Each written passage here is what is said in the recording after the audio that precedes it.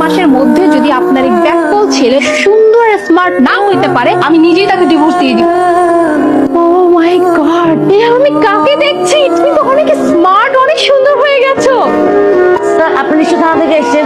বিশ্বাস করেন, আমি আর আমার ছেলে আমার বৌমাকে কিচ্ছু করি নাই। মা, তুমি কাকে কি বলছো? ভালো করে দেখো, আমি তোমার ছেলে। তুমি আমাকে চিনতে পারছো না? হাই আল্লাহ, আমি যেমনটা চেয়েছিলাম আপনার এই ব্যাককল ছেলে কত সুন্দর, কত স্মার্ট হয়েছে। আমি তো শুধু শুধু আপনার উপর বকতাম। আমি এত বকাবকি করেছে বলেই আপনার এই ব্যাককল ছেলে এত সুন্দর আর এত হ্যান্ডসাম। মা, এই খ্যাত মেয়েটা এখানে কি করছে?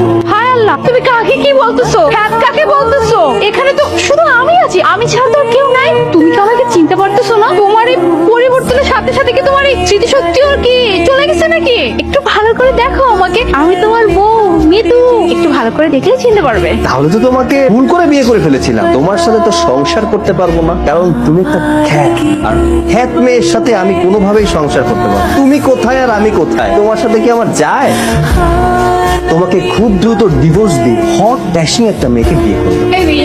তুমি আমাকে গাড়িতে ঘরে রেখে আসছো কেন? তুমি আমাকে বললা আন্টির সাথে পরিচয় করে দিবে। আসলে বাড়ির ভিতরে ঢুকে একটা ঝামেলায় পড়ে গিয়েছি। তোমার এই খ্যাত বউটার কথা বলছো তাই না? এই দাঁড়াও দাঁড়াও, এই মেয়ে তোমাকে ইয়াশ বলে কেন ডাকতেছে? হ্যাঁ, তোমার সাথে এইভাবে কেন কথা বলতেছে? তোমাকে বেবি বলে কেন ডাকতেছে? এই মেয়ে, তুমি আমার কাশিমকে বেবি কেন বলে ডাকতেছো? হ্যাঁ, সত্যি করে বলো, তুমি কে? কে তুমি? আমি কে সেটা আপনাকে বলতে হবে।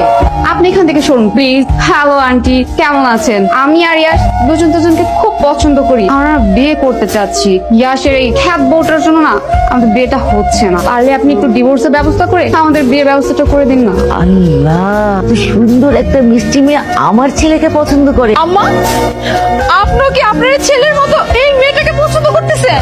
পছন্দ না করার কি আছে? দেখো না, মেয়েটা কত সুন্দর, কত স্মার্ট। এতদিন আমার ছেলেটা ব্যাককেল ছিল বলে এরকম একটা বউ নিয়ে সংসার করেছে। এখন আমার ছেলেটা স্মার্ট হয়েছে, আপডেট হয়েছে। তোমার সঙ্গে আমার ছেলেকে যায়। কাম অন মম, তুমিও দেখছি আমার মনের কথা বলছো। হ্যাঁ, আমি কোনোভাবে এই খ্যাত মেয়েটার সাথে সংসার করতে পারবো না। আমি এই সংসার ছেড়ে কোথাও যাব না। তোমাকে আমি স্মার্ট বানিয়েছি অন্য কোনো মেয়ে হওয়ার জন্য না। হ্যাঁ, তোমাকে আমি স্মার্ট বানিয়েছি আমার সাথে থাকার জন্য, আমার হওয়ার জন্য।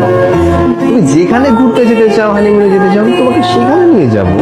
মানে এখন ওই মেয়েই সবকিছু হয়ে গেল তোমার? কই, তুমি তো কোনোদিনই বেডরুম থেকে আমাকে ড্রয়িং রুম অব্দি পর্যন্ত নিয়ে যাও না।